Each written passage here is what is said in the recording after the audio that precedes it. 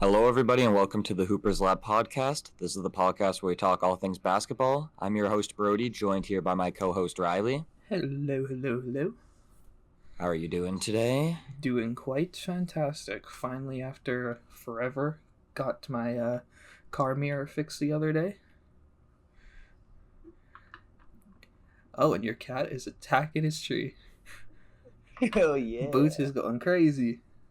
He's going crazy. He's just so excited that the Hoopers Lab podcast is here. Isn't that right, buddy? Boots said, fuck yeah. Yeah. So we're starting with our standing predictions.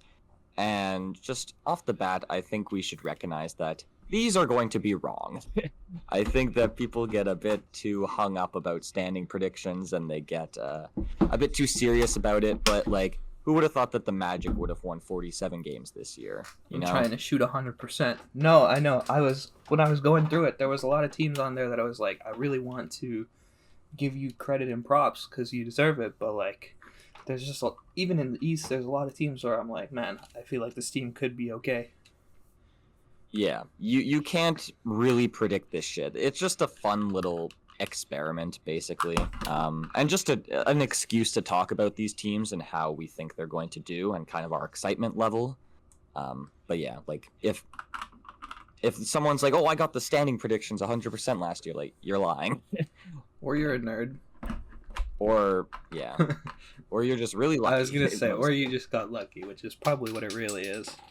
Maybe one of us can get lucky, Maybe the Nets are the 1 seed.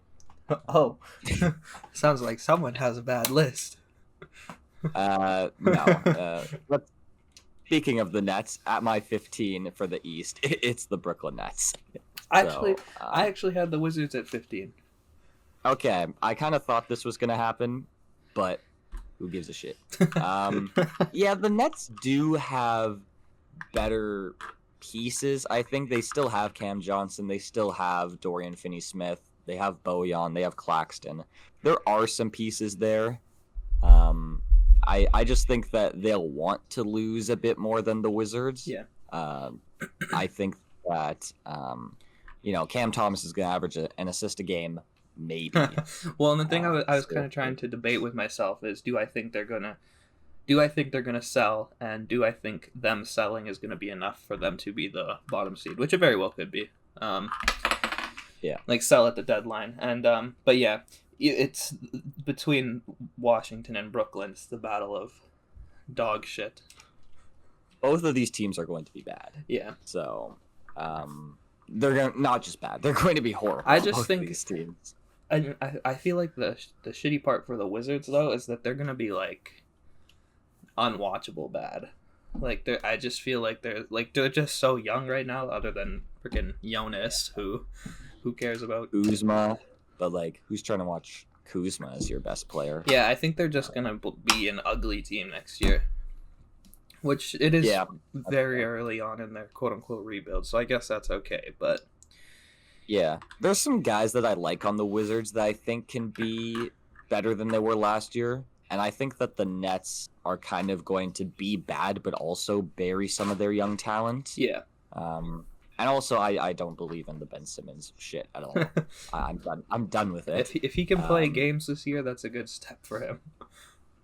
Yeah, that's the only thing that he needs to do at this point to be better than he was last year. But yeah, I think Jordan Poole will be a bit better this year. Obviously, I don't think he's going to be amazing, but I think he'll be better. And I'm kind of high on Bilal as well. I think that he could, Bilal Coulibaly could be good this year. And Sarr could be good defensively right away. Offensively, it'll be ugly because that summer league was not good, man. Yeah. But defensively, I still think he could come in and make an impact right away. And I think that will help. Yeah, I don't know. Yeah, it's splitting hairs. Yeah, I agree. Offensively, it's going to take Sarr a while to get going, I think. But that's fine because I do think he's going to be an anchor type defensive player, and yeah, I like Bilal as well. But yeah, these teams are. I feel like these teams are, hopefully, are going to be the consensus bottom two in the East. Yes. And then also I like that Brogdon is a true point guard that can kind of brings to some stability that I don't think the Nets really have. As long as he doesn't get hurt. As that's true. But yeah, these are the worst two teams. So whatever order you have it doesn't really matter. So yeah, let's move on to the 13 seed. Yeah, 13. We'll skip right to there. Who do you have at 13? This is where I have Chicago. I also have Chicago here. And part of me thinks they might be higher, not even on them, but on the other team above them. But I just really, like, I'm glad they finally kind of picked a direction. But so far, like, their roster is just so weird. Like, they have, like, 1 million guards. And on top of that, a lot of them are primarily point guards. I think it'll just be an interesting kind of season to start off with. But, I like Buzelis. I just think with... I don't think he's going to play. I know, that's the problem. The G League, that's the problem. I think they have too many just people in general, and he's going to lose a lot of rotational minutes, which sucks because I think he could be, if he actually gets the opportunity, he could be a sleeper rookie of the year guy. And then obviously they finally gave up on their mid three, sort of. They still have to figure out something to do with Zach LaVine and Vucevic, which God knows if they even end up finding something to do with them. But I don't know if they can really be moved. I mean, I just don't like the idea of Zach LaVine only being on this team with the sole intent of just him getting his value back up. Yeah. I think that just brings a negative energy to the team. It's like, screw you guys. I'm trying to take as many shots and make as many shots as I can so that I'm out of here. I mean, he seems semi-invested in the team, and I don't buy it. And also, like, defensively, this team was good last year, and that was all because of Alex Caruso. Now I think they could be one of the worst defensive teams in the league. That's true. Especially since Vucevic is on that back line.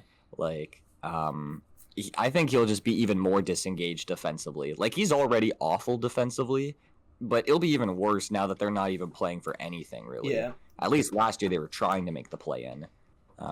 They did make the play-in. Did you see that video of the at Media Day of the Bulls and their young players? Oh, where they were, like, doing dances and shit? I was like, brother. Yeah, I don't know. I don't know. We'll see. And then also, like, I think that what they have going is going to hurt Kobe White. Like, bringing in Josh Giddey, I think will... And then also having LaVine and Vucevic still on this team. I think that Kobe White is the best player on this team. And I think that he's not going to get as much opportunity as I'd like. And this team's just not cohesive and thrown together. Like, the team I have above them might not be better from a talent perspective, but they, at least I could see them all being on the same page and being more cohesive as a unit.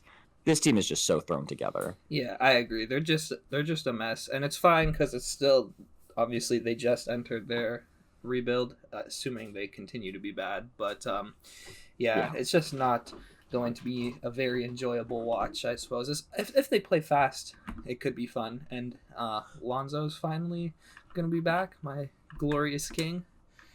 Mans took someone's knee. Like, he doesn't even have his own It's kind of knee crazy. In his body.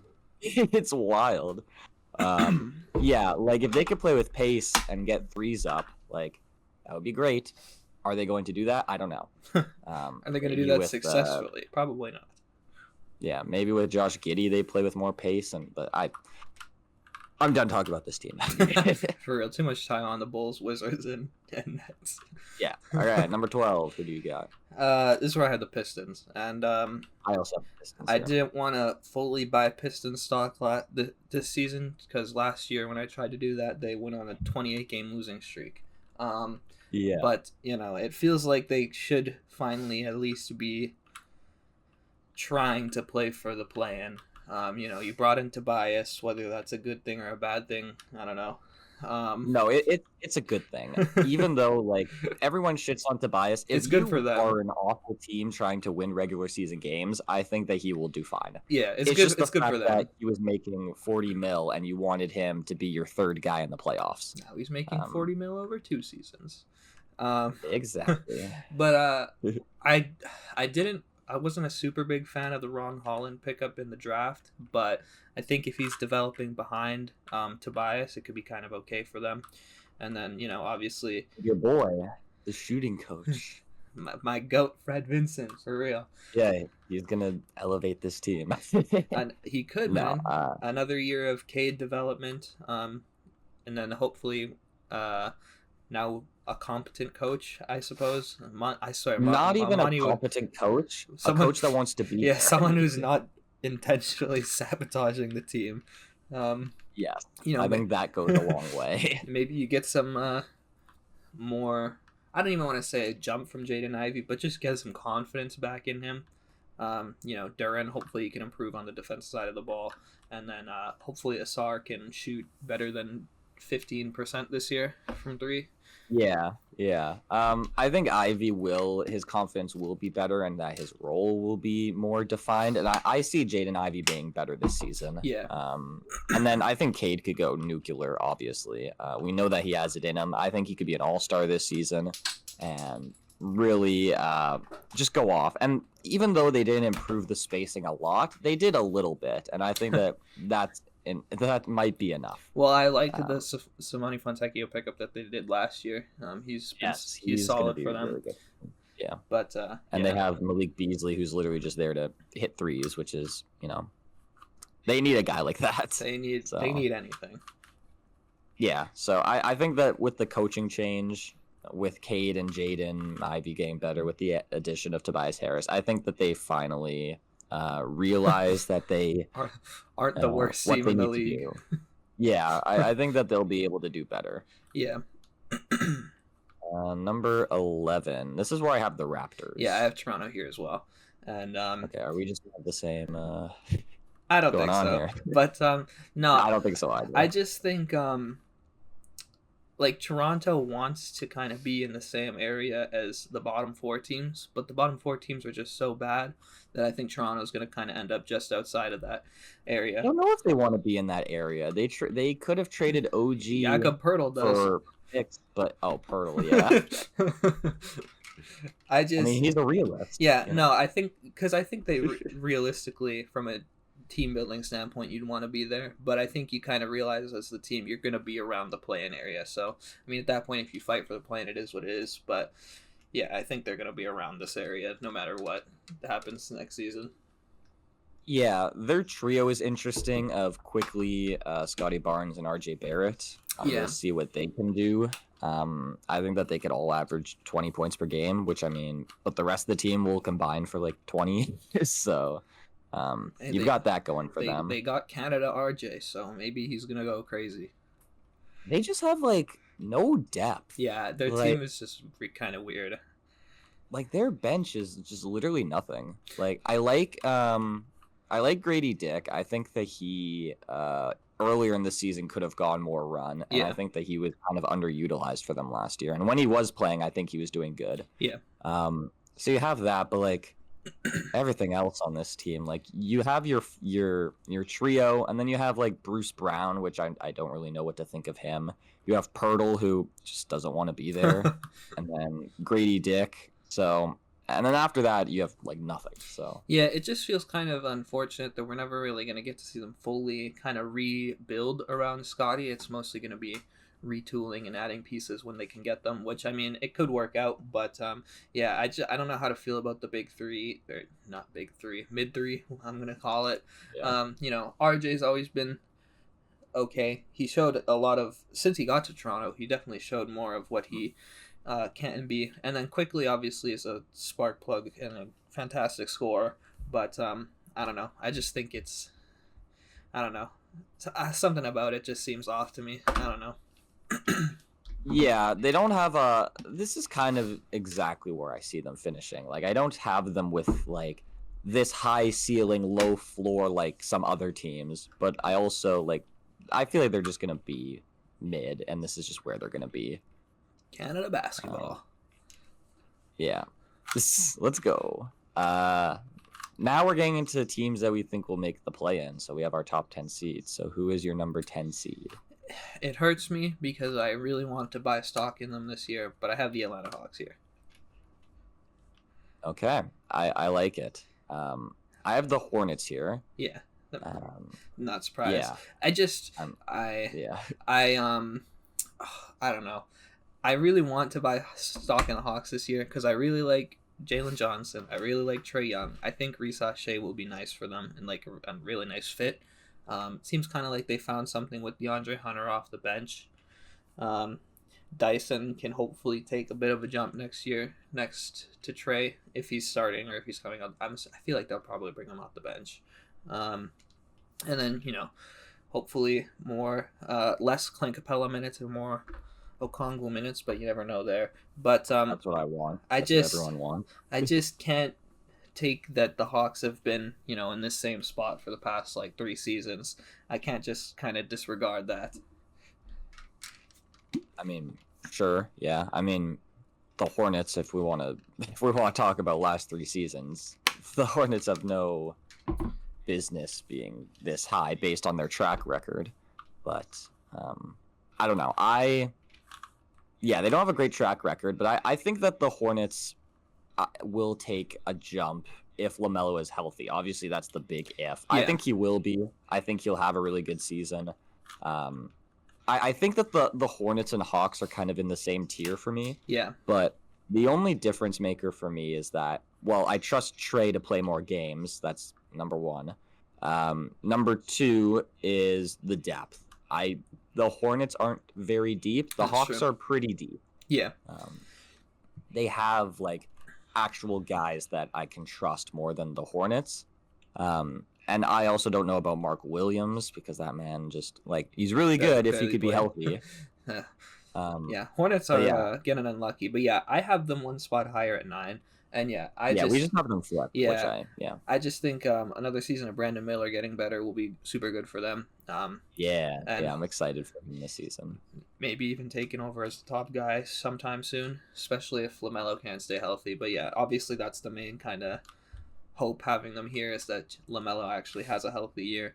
And yeah, same thing with Mark Williams. And as bad of a person as he is, he's a good basketball player. Miles Bridges is always solid for them. So yeah, I when they're all healthy, they're a fairly competent team, and it's kind of shown in the past, but it's also been shown that they can barely stay healthy, so we'll have to see. Yeah, we'll see. I also think that the coaching change will help a lot because Steve Clifford just sucks. I do not like him as a coach. He's an elite coach. No, I mean I hate. He was one of my least favorite coaches in the league last season, and it was just so weird that the Hornets brought him back. Well, once Kenny Atkinson just curved them, they lost out and were like, let's just bring back Steve. But Kenny Atkinson made the right choice, man. Now he's coaching the Cavs. Like that's way better. Smart man. Yeah. So we'll see what LaMelo does this season. I'm high on him this season. I think he'll have a healthy season. I think that the Hawks I like better because I said the Trae Young playing more games, I think, than LaMelo, and then the depth. I think Jalen Johnson will take another big jump. I really like Jalen Johnson a lot. I think he could have won Most Improved Player last season if he was healthier. And I think that there's still more of a jump that he can take. I think he can get up to 20 points per game this season. And I like what he does defensively as well. And I don't know. I'm a big Jalen fan. He rebounds the ball really well, which I like. Yeah, for sure. But yeah, he averaged 16 last year. I think he can go up to 20. I think that he can stick with his shooting, maybe even get better. We'll see. But yeah, I think that he's a guy that I had in when I was thinking of awards for this season, which we'll do in a later episode. I have him in like my MIP conversations. Even though he was in it last year, I think there's still another level we could see from him. Yeah, I agree. I think if he had actually stayed healthy, he might have even gotten a bit closer to that 20 point per game mark last year if he got more games under his belt. But yeah, big things out of my boy. We'll see. I trust the health of the Hawks and the depth of the Hawks more. So that's That's the thing. But Yeah. I'm excited to see what both these teams do because they have the potential to upset and kind of be better than they're projected to be. Yeah. But it'll only be one of them. I don't think both of them will exceed expectations. Definitely I think it'll just not. be one of them. So Especially with the rest of the teams, definitely not. Yeah, because now we're getting to the 8th seed, and like, okay, even though this is something I forgot to mention, even though this team is the 8th seed, like the 8th seed last year won what, like 46 games? The 8th seed last year was the Heat. They won 46 games. The 2 seed was the Knicks with 50. Yeah. So between the 2 and the 8 seed was separated by 4 games. It's so close. Or no. Yeah, 4 wins. They were separated by 4 wins. It's so close. And yeah, even though we have teams at the 8 or the 7 seed, it's not to say that they're bad. Like, it looks low, but like these teams could be close to 50 wins, I think. Yep, I agree. It's just how it's not even top heavy because it's literally the whole playoffs in the East. But yeah, just super deep overall. But yeah. So, number 8, who do you got? I have the Pacers here.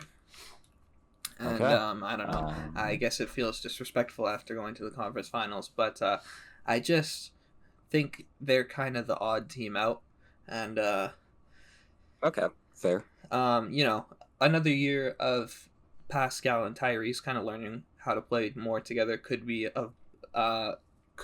kind of shut the door on this, but they have pretty good depth. I think they'll have to kind of figure out how to rework Benedict Mathurin kind of into their rotation and how that's going to work, because they do have just a lot of depth overall. They still have Jarvis Walker, who's probably not going to get very much PT again now that they brought Obi back, which I think was a bad move in retrospect. Okay. Just like, not to say that Obi's a bad player or anything, but I think you kind of needed. I just really like Jarvis. Yeah, too. I think you needed Jarvis Walker to kind of get those minutes. Obviously, you still have Miles Turner, your back end.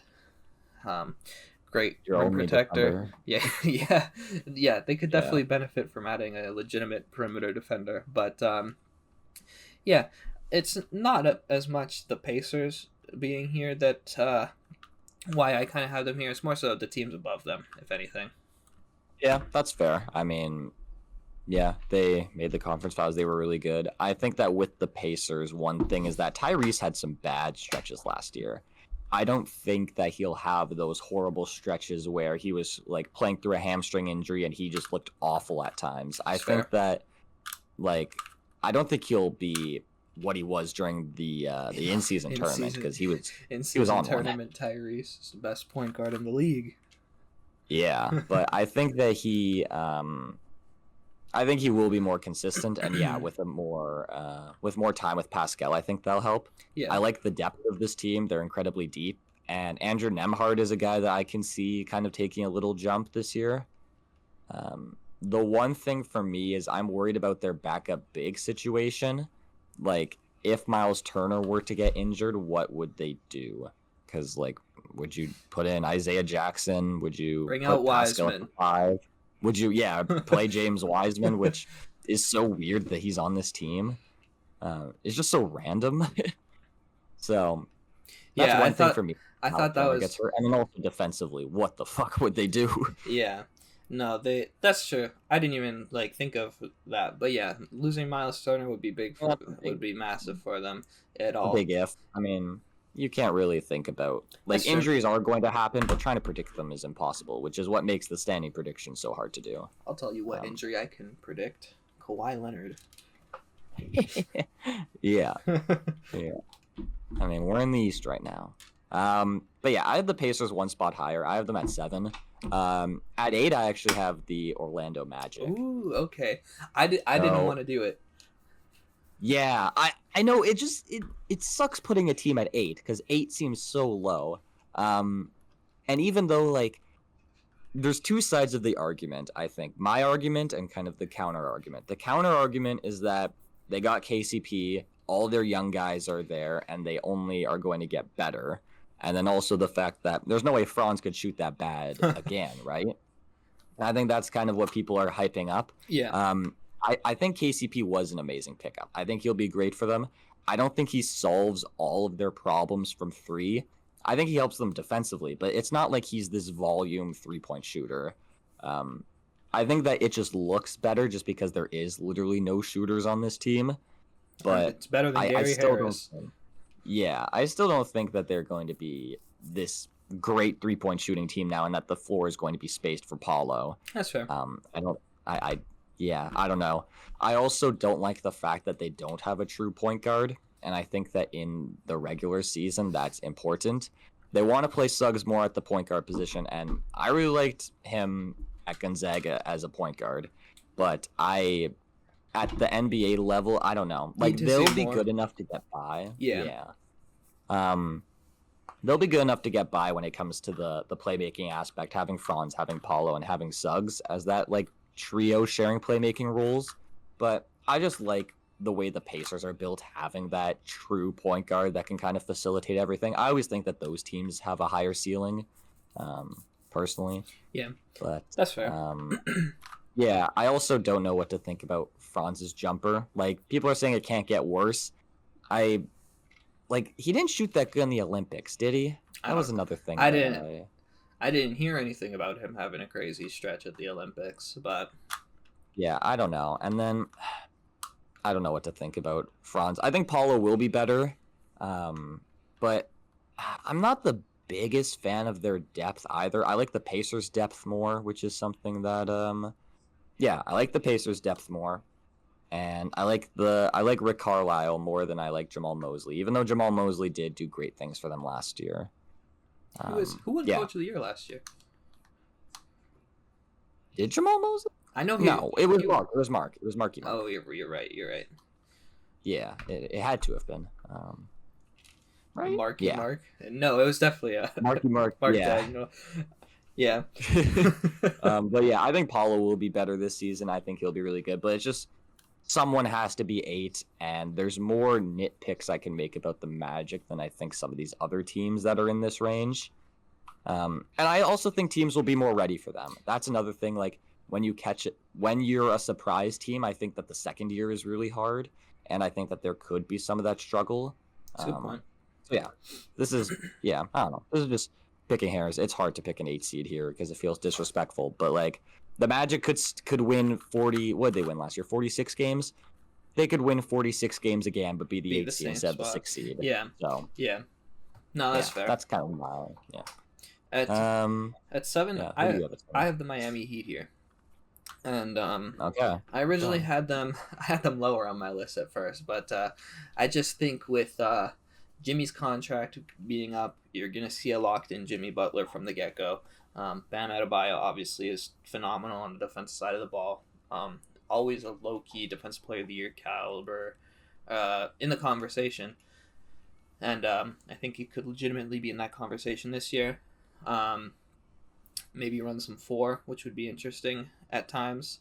And I just really like the Heat's depth. It's kind of underrated. Yeah, they are pretty deep. But yeah, they're a very deep team, with different pieces and lineups that Spo can throw at teams. And I think I don't want to fully buy in on the Heat during the regular season because you never know, especially Tyler Hero and Jimmy suffering a lot of having bad injury luck a lot over the past few seasons. But I think we'll see a more locked in Jimmy Butler for the regular season. I think that's enough to at least have them better where they've been, have them looking better than they have in the past few years.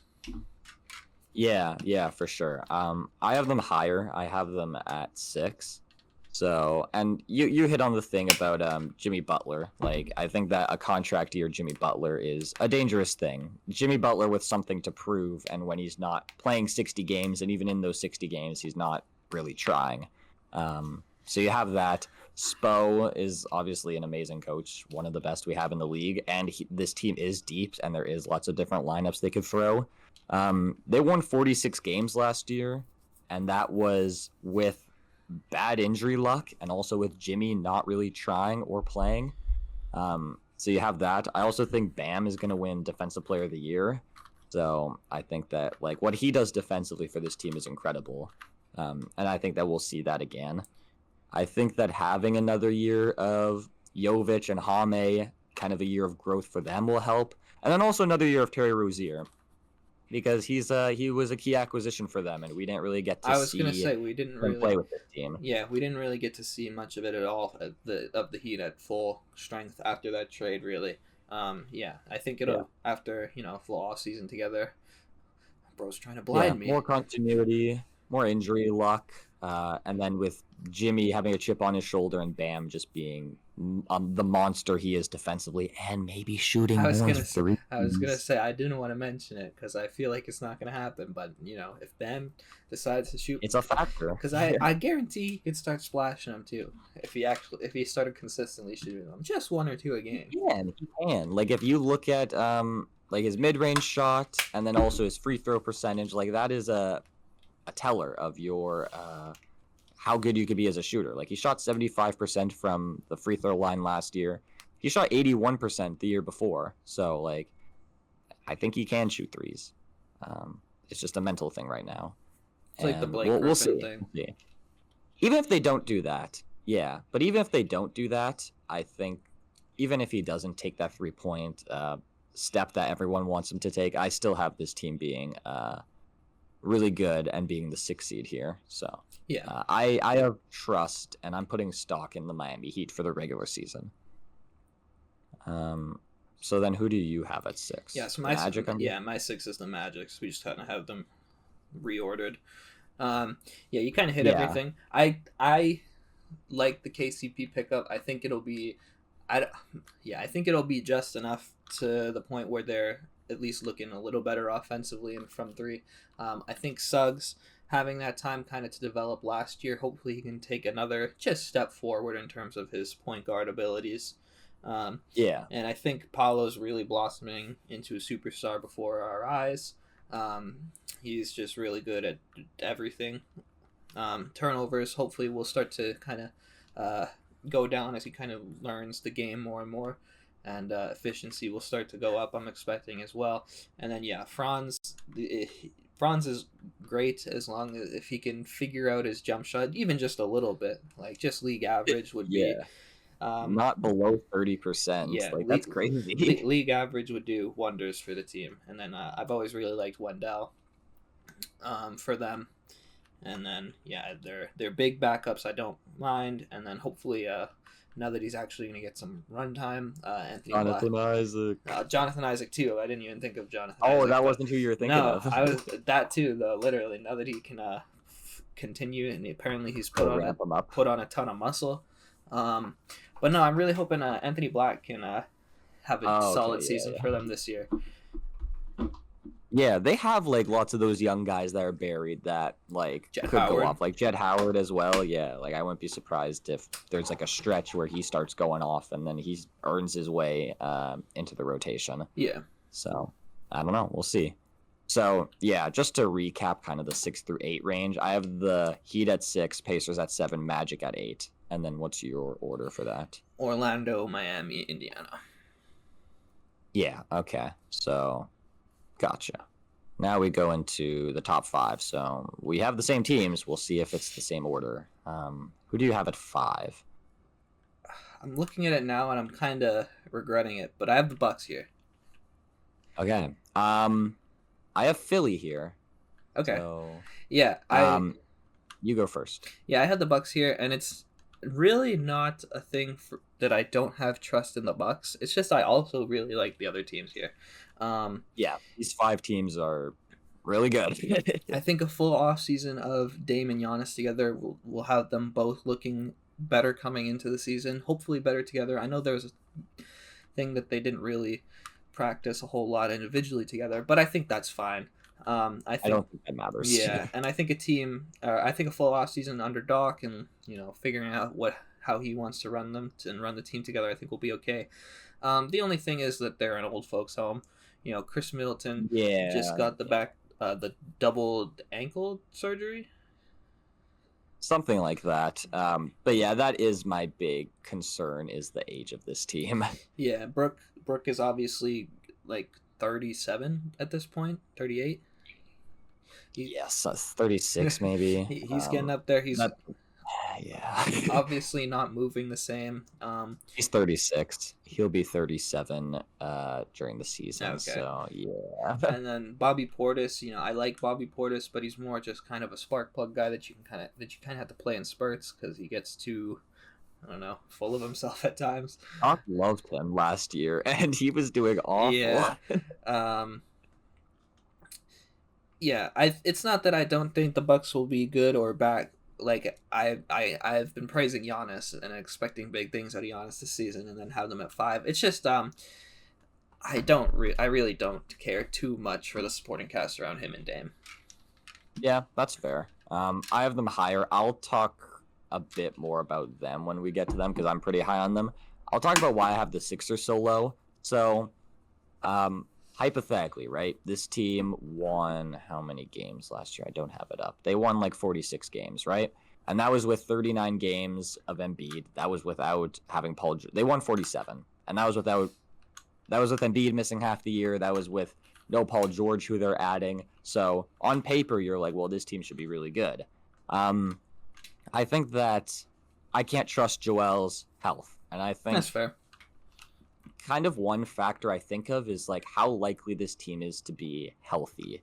That's kind of one way I was thinking about the standing predictions, and they have Paul George now, who also, isn't the healthiest, and he just had a healthy year, so like maybe he goes back down. He's I due don't know. for an unhealthy year. Yeah. But I just think that growing pains and continuity is another big thing for the regular season that I really like, and it's something that the Sixers, like adding Paul George, even though like he is a plug and play player, it's going to take time to implement him onto the team. Yeah. I still think that him and Maxey, I think there will be moments where it's like, are you the number 2 guy? Am I the number 2 guy? I think that there'll be kind of some growing pains with that. And yeah, I mean that's about it. Like I can't really like this team, they could be fucking great because Embiid could have won the MVP last year if he was healthy. Maxey was nuclear in the playoffs and had a really good regular season. And then you're adding Paul George. So this could come back to bite me, but I think that their concerns are more concerning for me than some of these other teams. That's fair. Yeah, that's my thing. Let's move on to number 4. Who do you have at 4? The Cleveland Cavaliers. Okay, I see. Yeah, okay, I have the Knicks here. So now the Knicks, I had them higher before the Cat trade, which is kind of crazy because I think that when it comes to title chances, they did get better with adding Cat. But for me, again, depth is something that I really value, and I don't really love this team's depth as much as I did before. Obviously, that's not going to matter for a team with Tibbs because he's going to play with stars. But I think that also there's some injury concerns with like OG Anunoby, which is something that is concerning. Yeah. And when you have your second and third best player that are brand new to the team, I think that there's some growing pains that could happen there. Yeah, I don't know. I love their team. I think that they're going to be really fun. And again, like what separates them and who I have at the 2 seed might be one game. But I had to kind of pick something to nitpick. Like Mitchell Robinson, OG are injury prone, and those are guys that are key defensively for them.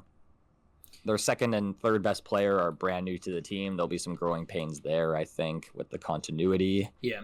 And the depth is something that got worse after the Cat trade and is something that might not be the worst thing, but like put a pin in it. If they struggle at points and have injuries start happening, then I think we can come back and talk about their depth and how lacking it kind of is. Yeah, I originally had them a lot lower.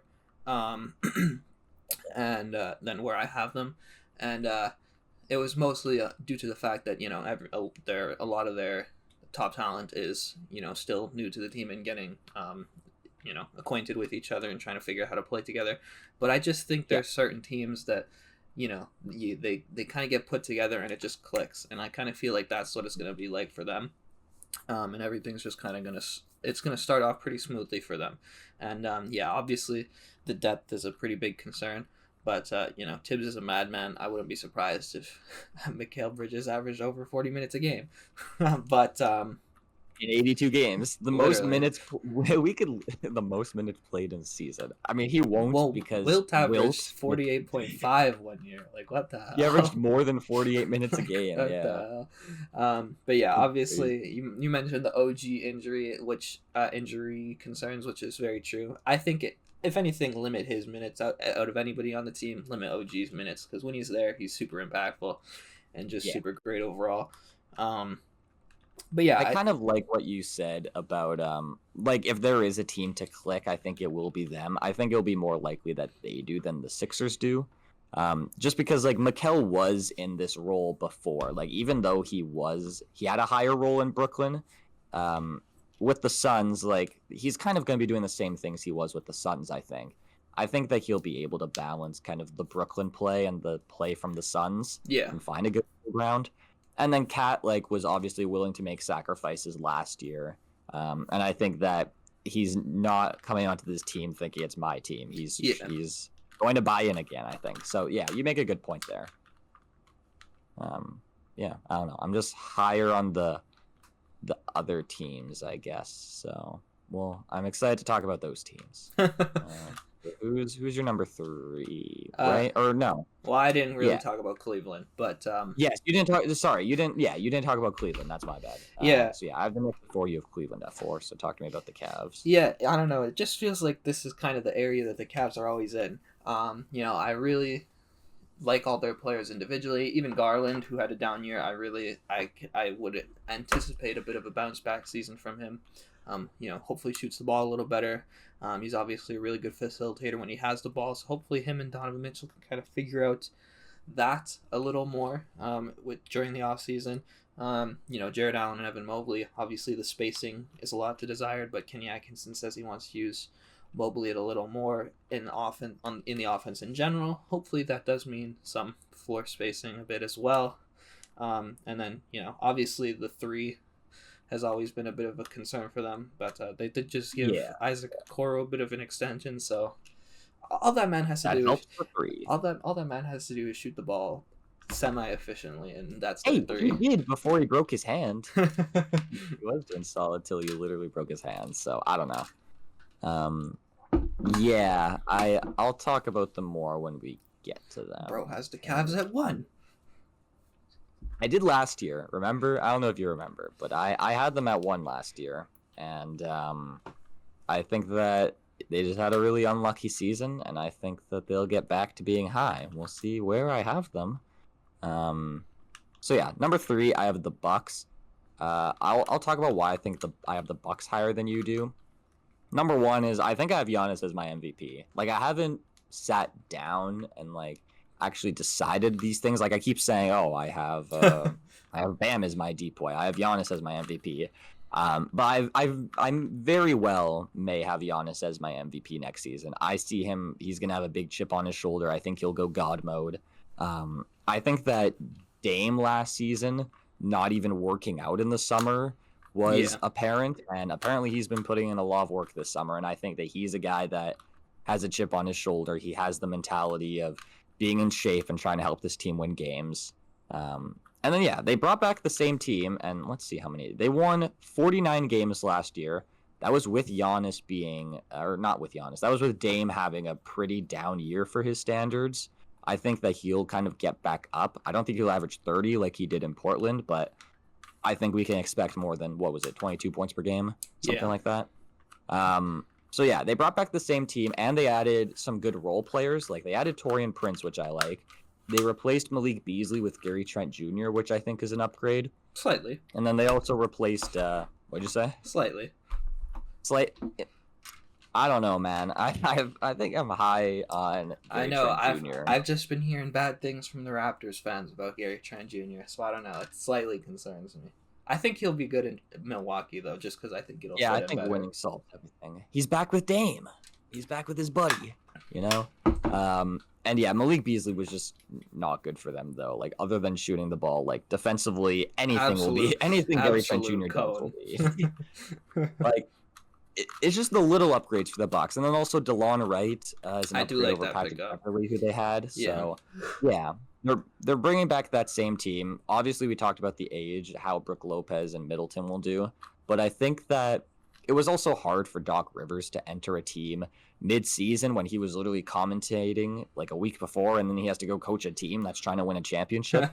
I think that we'll see Doc Rivers, you know, help this team more in the regular season, and they'll be better because he'll have more time to assess the team. Yeah. And it's just really hard to be the head coach just in the middle of the season when you have a completely other job, especially. So yeah, I'm high on the Bucks. I have them as my 3 seed. Yeah. No, that's fair. I think they'll be solid, really solid next year. It's just because I think a lot of people are undermining the Bucks in general. I guess me included, but I think Giannis is gonna have a really good season. I think that'll be their main catalyst for why they're good, and Dame having a more like Dame season. Yeah, no, for sure. Middleton and Brook Lopez really concern me, which is scary. But we'll see how it all goes.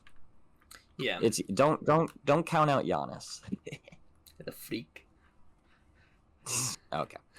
So who do you have at 3? Yeah, this is where I have Philly, and okay, I thought so. I'm kind of similar in the same boat as with them as I am with the Knicks, that I think they'll just kind of click early on.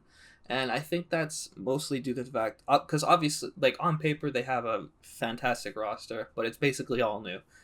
But I think it's going to fit well enough to the point where Nick Nurse can make it work, because I think Nick Nurse is one of the top coaches in the league, and I think he'll make it work very nicely. You have a good defender in Caleb Martin. Hopefully he can kind of reignite himself offensively, but even if not, it's not the end of the world. They're playing against the Celtics. As long as he's playing Boston every game, he's going to average 30. I mean, they're in the same division now, so that he will be playing Boston more. But so yeah, obviously when he was healthy, Joel was so dominant that he was quite easily the MVP at that time. Another season with Maxey, and then you add Paul George in elite 3-and-D wing to the team, and you got your backup big again in Drummond. I just think the team is for what was available during the offseason, they basically had, in my opinion, almost a perfect offseason for them. So yeah, that's fair. I kind of just wanted to pump the brakes on teams like the Knicks and the Sixers, just because I think that there is room for the worst to happen that I don't think many other people are considering. And I think that with an unpredictable regular season, I think that things are going to happen. There are going to be injuries. And even though on paper, Mikal could easily fit in, Cat could easily fit into their new team, and then also Paul George could easily fit onto their team, I think that there have been situations before where people add lower maintenance players or kind of players that you think can be plug and play, but there still is issues. Yeah. Even though Paul George has the archetype of a 3-and-D guy, I still think that there will be some growing pains just because he was the second guy and, at times the first guy pretty much. And I think that it is still a new situation. They'll eventually get it. I'm not saying that they'll never learn how to play together and it'll be a failure. I'm just saying that when these teams are separated by 1 or 2 games, I'm kind of trying to find things to kind of pick at. And I think that continuity is one of them, and injuries are one of them. And that's just something that I'm worried about for the Sixers and Knicks. So, no, that's fair. I just really like Nick Nurse and Joel Embiid. I think they're the real duo of the team. That's the real dynamic duo. No, that's fair. Nick Nurse is one of the best coaches in the league. And if Embiid plays more than 39 games, then they'll be better. I was kind So of I was kind of anticipating that as not anticipating, but kind of basing that as well. Because when he was healthy last year, they were around this area, and it was until yeah, he got hurt forever that they dropped. So yeah, I just think like maybe they're not and they instant could out of stay the gate. afloat more without him. Yeah, that's the I thing. think this year. I think they'll Yeah. do a better job of being able to just kind of stay afloat at times when there might be some turmoil going on with the team or injuries, luck, whatnot. Yeah.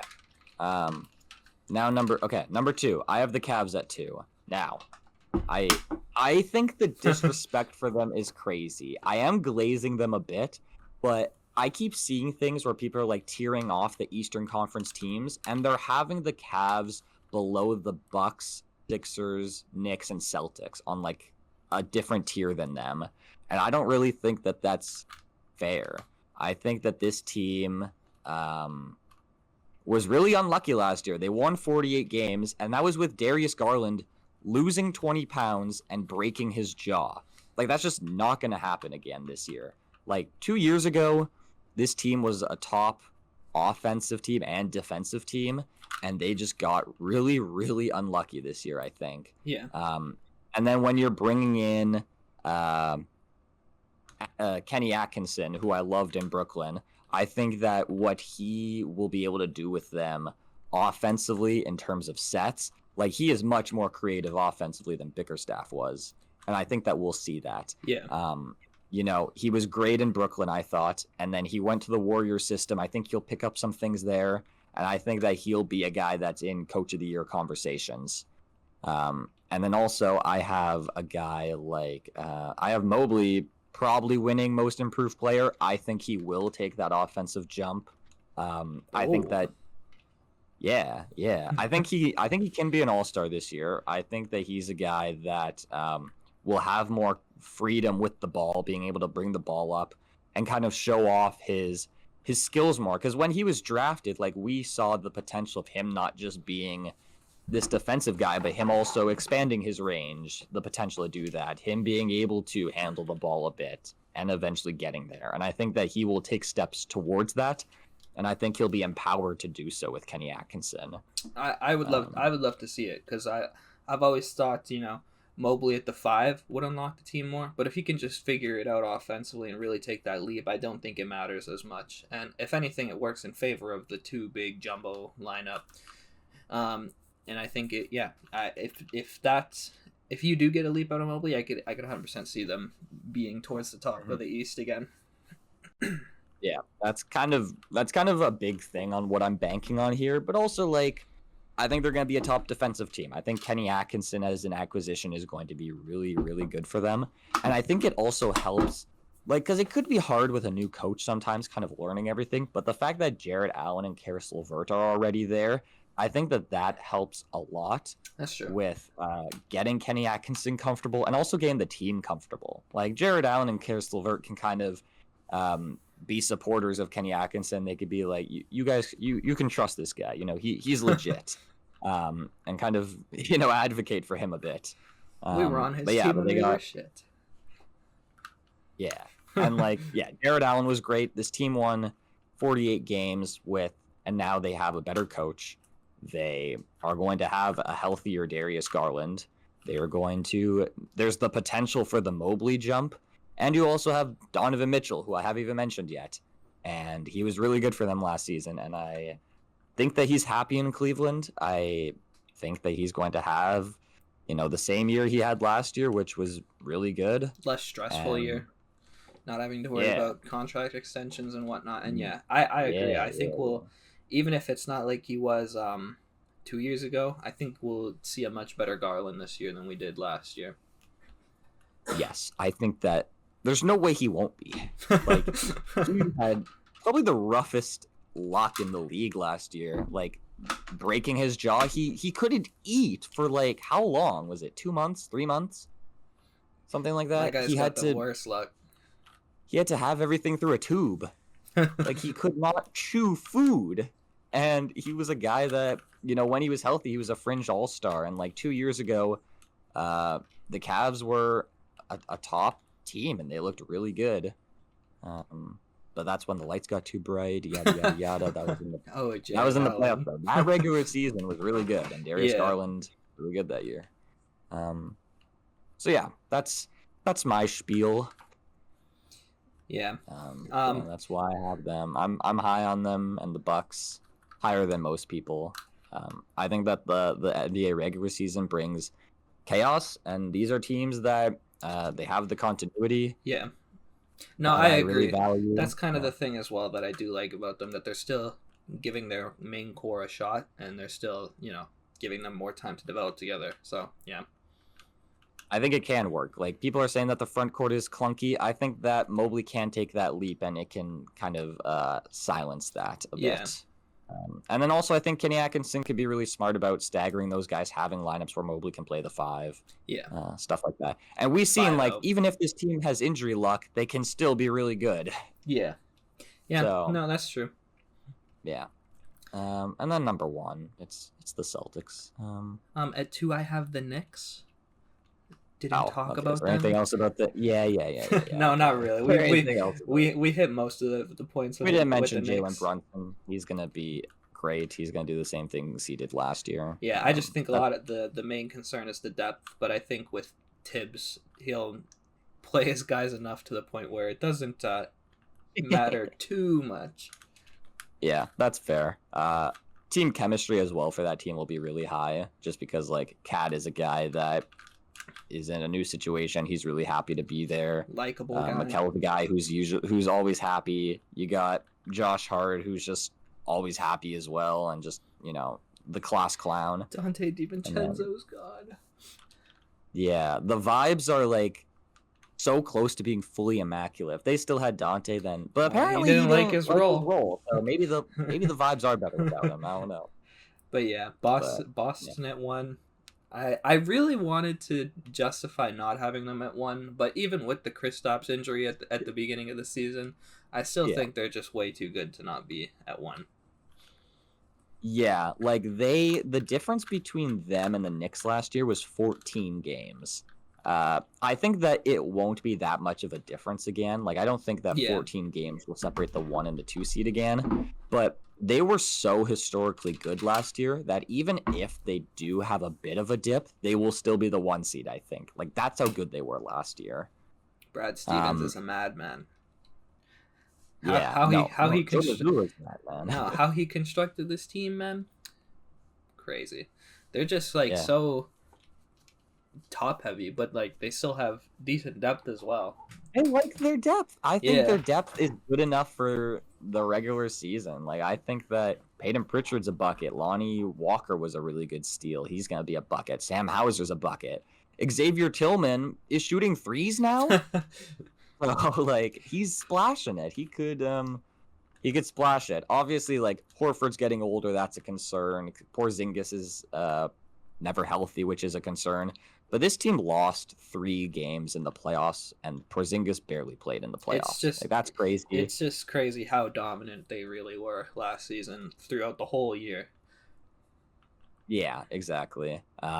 And yeah, I still think that they are going to try in the regular season. Even though they won a championship, it doesn't feel like they won a championship, which is beneficial for them in the regular season.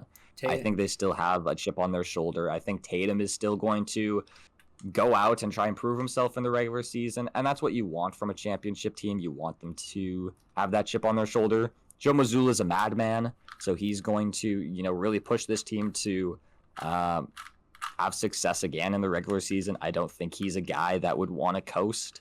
Yeah, I agree. And Tatum needs to add that MVP to his resume. Hey, you don't know. He has it in him. What they gonna say now? Yeah, exactly. We did it. I did it. Yeah, bro. We don't have MVP speeches anymore, which is sad. Like, the MVP award, like, you had the Tatum, or not Tatum. You had the Durant moment when he won his MVP, which is iconic. You had Derrick Rose at home. This modern, when he got his MVP trophy. This modern NBA, no culture to it. No, just the vibes are not there. Just so plain and bare bones. Finals courts, like, what's up with that? in-season tournament courts better than the finals courts. Yeah, honestly, the vibes in the NBA need to get back. They need to take note from earlier the jerseys. Adam Silver just wants money. This bald bitch. Well, we're not getting sponsored anytime soon. But yeah, the product in terms of the players in the association is at an all-time high. In terms of the vibes when it comes to the jerseys and the courts and the even removing the ninja headband, just something like that, just stupid. No, it's just no like point. Like, why even make the change? Yeah. So yeah, I guess let's recap our standings and then call it there. So I'll go first. I have the Celtics capturing the 1 seed in the East. Then I have the Cavs as the 2 seed, Bucks as the 3 seed, the Knicks as the 4 seed, the 76ers as the 5 seed, the Heat as the 6 seed, Pacers at the 7 seed, Magic at the 8 seed, Hawks at the 9 seed, Hornets at the 10 seed, Raptors at the 11 seed, Pistons 12 seed, Bulls 13 seed, Wizards 14, and Nets 15. And I have the Boston Celtics, the Knicks at 2, 76ers at 3, Cavaliers at 4, Bucks at 5, Magic at 6, Heat at 7, Pacers at 8, Hornets at 9, Hawks at 10, Toronto at 11, the Pistons at 12, the Bulls at 13, the Nets at 14, and the Wizards at 15. Yeah, so just to quickly recap, we have the Wizards and the Nets flipped. I'm higher on the Wizards, you're higher on the Nets, but like, who cares? And then the Hawks and Hornets, I'm higher on the Hawks than the Hornets, you're higher on the Hornets than the Hawks. We have that tier with the Heat, Pacers, and Magic flipped, where I'm lower on the Magic than you are. I'm higher on the Pacers and the Heat. And then if we look at, I'm higher on the Cavs and Bucks, and you're higher on the Knicks and Sixers. And then we have the Celtics at 1. A lot of differences this year. We've grown. Yeah, look at us. Look at us. Yeah, so that's it for this episode of the Hoopers Lab podcast. Tune in for when we do the Western Conference standing predictions, because that one will be a bloodbath. I haven't even looked at it yet. Because I know. I don't want to get overwhelmed. I was trying to do it at the same time, and I was like, "Holy fuck!" Yeah, no, I haven't even looked at it, so we'll see. But yeah, thanks for tuning in. If you're on YouTube, like the video, subscribe, comment away. If you're on Spotify, leave us 5 stars and tune in for our next episodes. And we'll see you all in the next one. Take care and goodbye. Adios.